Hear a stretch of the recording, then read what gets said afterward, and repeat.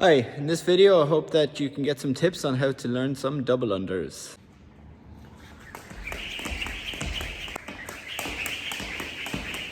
So, double unders, for me, one of the most frustrating movements that I did.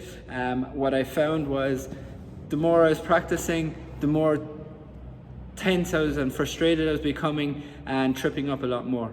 So what I learned from that is taking a deep breath, trying to stay as nice as relaxed as possible, keeping your arms nice and long, try not to have them bent, have them nice and long. Give yourself every chance you can to keep the rope as long as possible. So if you think about it, if you have your rope, your hands down by your side, you're making that rope as long as possible and giving yourself a chance not to trip up, okay? So another issue I would have went through was my speed to jump ratio. So what I initially thought then was, okay, so if I jump higher and then spin really fast, I'll get it. But what ended up happening was I was losing rhythm with the rope. So I might get one and then I'd trip up on the second one, okay? So you want to stay with a nice, smooth, consistent rhythm that you're going to be able to keep going with, okay? So what you need to do is slow down and stay nice and smooth on that.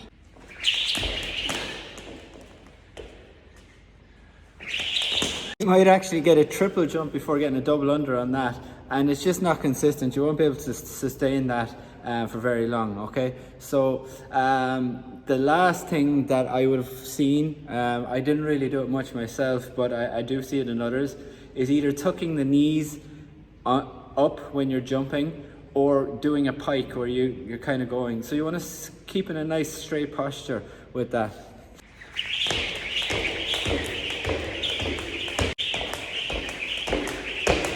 That shit jacks up your heart rate, and if you have anything else in a WOD, you're done, okay? You're going to redline just on the double unders alone, making everything else to follow just total hardship.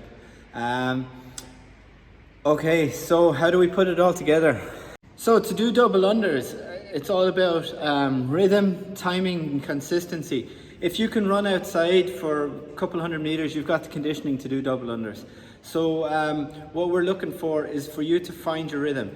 What you can do is get a mantra that you can keep saying over and over to yourself in your head. One that we use is jump, clap, clap, like the penguin, or jump, spin, spin.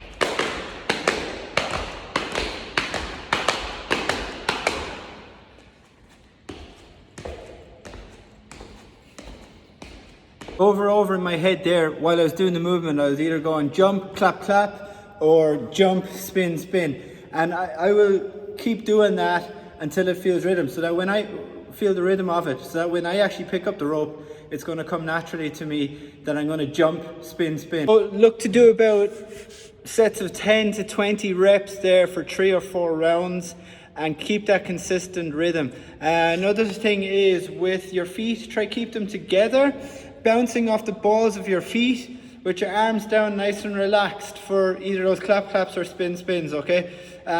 Try look ahead of you, try not to look down at the ground, look at the horizon maybe. And the other thing is to keep that bounce consistent. You don't need to jump massively high, but you just need to pass that little 2 millimeter rope under your feet when you're doing a nice fast spin. So it doesn't have to be a massive jump, okay? So when you feel that you're getting more consistent with those jumps, you're able to get 20 bounces in a row and you're keeping that rhythm, maybe it's time to pick up the rope, okay?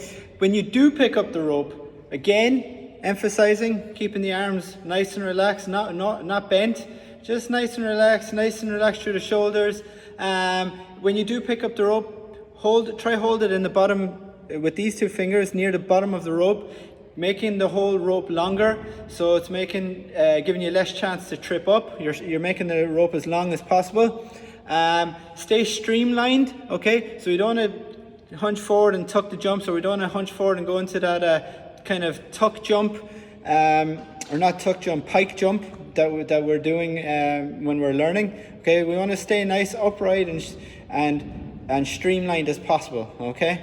Another thing to try avoid is maybe to try avoid learning the double, single, double. what that does is you do your double under, you go into a different rhythm and do your single under, then you go into a different rhythm. Your rhythm is all over the place. You're not going to stay consistent with that. So you're not actually going to learn that consistent jumping pattern that you need.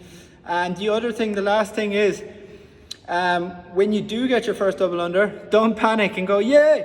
You want to get them in a row. So when you get your first one, just keep that bounce going, keep that consistent pattern going, okay? So it should look something like this.